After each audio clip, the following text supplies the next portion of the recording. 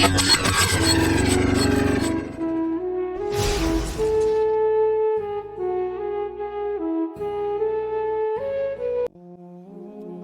রায়হান সাহেব একদম শান্ত, পরেজগার মানুষ। নামাজ, কোরআন, দাওয়াত এই নিয়েই তার জীবন। গ্রামে সবাই তাকে হুজুর ভাই বলে। বিয়ের পর তার স্ত্রী আয়শা একদম পিচ্ছি, মাত্র 18 বছর বয়স। সরল, লাজুক আর একটু দুষ্টু ধরনের মেয়ে। প্রথম দিকে আয়শা ভয় পেত। হুজুর শুনলেই মনে করত উনি হয়তো সবসময় রাগী, কথা কম বলেন। কিন্তু বিয়ের পর বুঝলো এই হুজুরই তার জীবনের সবচেয়ে মিষ্টি মানুষ। একদিন আয়শা নামাজ পড়তে দেরি করলো। রায়হান সাহেব চুপ করে তাকিয়ে আছেন। আয়শা বলল, হুজুর একটু দেরি হয়ে গেল, রাগ করেছেন? রায়হান হাসলেন। রাগ না, শুধু চাই তুমি আমার জান্নাতের সাথে হও, তাই মনে করিয়ে দিলাম। আয়শা মাথা নিচু করে বলল, আপনার মতো স্বামী পেয়ে আমি কত ভাগ্যবতী জানেন? রায়হান বললেন, তুমি আমার দুয়ার পর আয়শা। আল্লাহ জানেন আমি চেয়েছিলাম এমন কাউকে যে আমার দুনিয়ায় শান্তি দিবে আর আখিরাতে জান্নাতের সঙ্গী হবে। তারপর আয়শা হেসে বলল, তাহলে আমি এখন থেকে নামাজে দেরি করব না হুজুর সাহেব। তবে এক শর্তে, আপনি নামাজ শেষে আমাকে দোয়া করবেন, যেন আমি সবসময় আপনার আদরের পিচ্ছি বউ হয়ে থাকি। রায়হান তার মাথায় হাত রেখে দোয়া করলেন, আল্লাহ তোমাকে আমার জন্য রহমত বানান, আর আমায় তোমার জন্য সৎ স্বামী রাখুন। আয়শা মুচকে হেসে বলল, এই দোয়া শুনলে আমার মন ভরে যায়।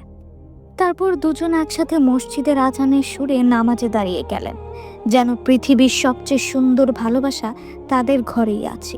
ভালোবাসা যা হালাল, পবিত্র আর জান্নাতের পথে। বিয়ের কয়েক সপ্তাহ কেটে গেল। আয়শা এখন বেশ মানিয়ে নিয়েছে নতুন ঘর, নতুন মানুষ, তার প্রিয় হুজুর সাহেবের সঙ্গে। একদিন সকালে রায়হান সাহেব বললেন, আয়শা, আজ আমি একটা ইসলামী দাওয়াতে যাচ্ছি পাশের গ্রামে, তুমি কি যাবে আমার সঙ্গে? আয়শার চোখ বড় হয়ে গেল। আমি হুজুরের সঙ্গে দাওয়াতে? হ্যাঁ, আমার পিচ্ছি বউ কেউ মানুষ জানুক হুজুরের অর্ধাঙ্গিনী। আয়শা লজ্জায় মাথা নিচু করে হাসল, মুখে হালকা গোলাপি ওড়না দিয়ে বলল, তাহলে আমি সাজবো, কিন্তু হালাল ভাবে। রায়হান হাসলেন, যদি পর্দা ঠিক থাকে তবে তোমার সৌন্দর্য ইবাদত। দাওয়াতের জায়গায় পৌঁছে রায়হান ভাই যখন বক্তৃতা দিচ্ছিলেন, আয়শা পর্দার আড়াল থেকে চুপচাপ শুনছিল। হুজুরের কণ্ঠে কোরআনের আয়াত, নবীজির হাদিস, তার চোখে অশ্রু ঝরছিল মুগ্ধতায়। নিজের মনে ভাবল, এই মানুষটাই আমার স্বামী, কত ভাগ্য আমার, আল্লাহ।